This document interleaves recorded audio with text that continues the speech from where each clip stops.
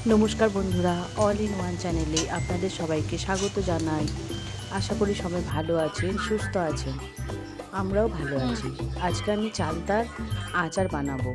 तार जोन्नो आमि चालता नियेछि दुटो, एकटा चालता आगे केटेछि, परे आरेकटा काटछि। এই চালতাটা প্রথমে 4 টুকরো করে নেব। 4 টুকরো করে নেওয়ার পর চালতাটাকে একটা একটা করে পাপড়ি খুলে নিতে হবে।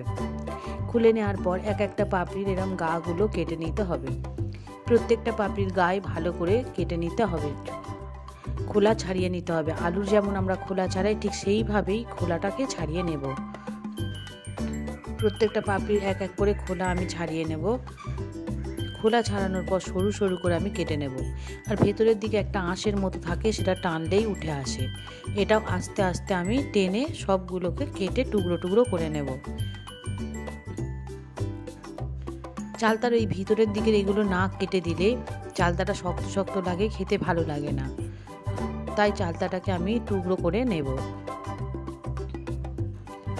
চালতাগুলো সব কাটা হয়ে গেছে, আমি জলের মধ্যে ভিজিয়ে দিয়েছি। চালতাটা ভেজানোর সময় আমি নুন দিয়ে দেবো, এর মধ্যে 1 চা চামচ, ও হলুদ দিয়ে দেবো, হলুদ গুঁড়ো 1/2 চা চামচ দিয়ে চালতাটাকে আমি বেশ খানিকক্ষণ ভিজিয়ে রাখবো, অর্থাৎ 3 থেকে 4 ঘন্টা আমি ভিজিয়ে রাখবো। এটা ভিজিয়ে রাখলে তাহলে এর মধ্যে কষটা কালো কষ হয় না, দেখতে বাজে হয় না, সাদাও দেখতে লাগে। আর একটা আমি ভাজা মশলা তৈরি করব। তার জন্য নিয়েছি মৌরি, শুকনো লঙ্কা দুটো, জিরে নিয়েছি 2 চা চামচের মতো, আর ধনে নিয়েছি 2 চা চামচ।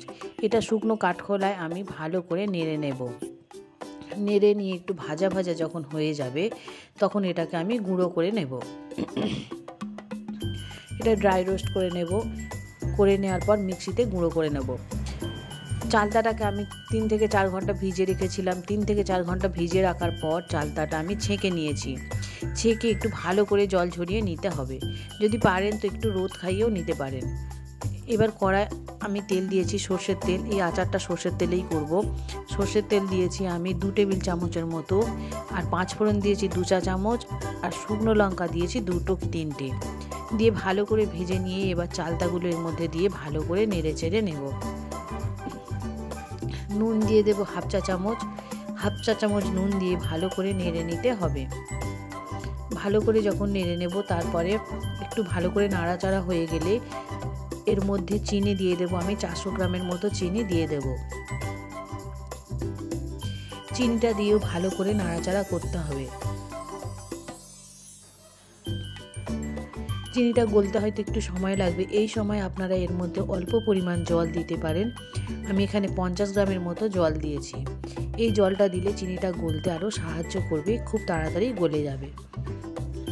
বেশ খানিকক্ষণ নাড়াচাড়া করার পর একটা ঢাকা নিয়ে আমরা ঢাকা দিয়ে দেব।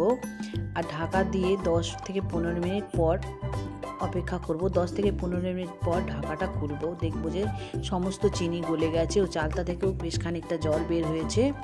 এবার এই সময় গ্যাসের ফ্লেমটা একেবারে জোরে দিয়ে রাখতে হবে যাতে টকবক করে এটা ফোটে। এবার যে মশলাটা করেছিলাম প্রথমে কিছুটা মশলা দিয়ে 5-7 মিনিট ফুটিয়ে নেব, তাহলে আচারটা খেতে খুবই ভালো হবে।